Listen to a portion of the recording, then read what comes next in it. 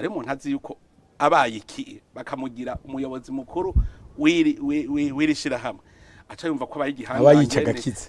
ni cibare ciwe je n'ubwa mbere nabonye ahantu igihugu umuntu umwagirije ubusuma ukavuga uti ugarahanwa akaja kwibare akidoga ukaza wumva umuntu avuze ngo mbe washaka tuze turya iki nakamara amazi no Burundi gusa bibaho aho umuntu umenga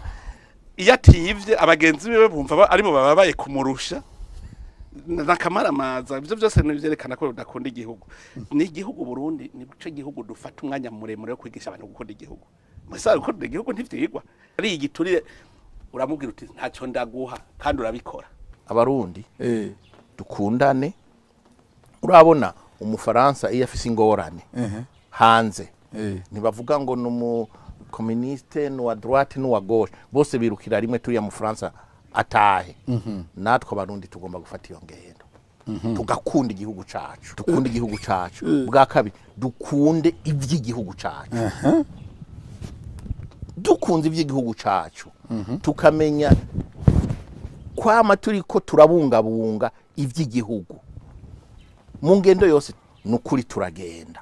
kuko ubwo busuma ubwo ibintu byo gukora nabi ibyo byose birahera nibi bibazo byose by'imishahara turagira igihe tukumvikana igikuru nuko haba izo cadre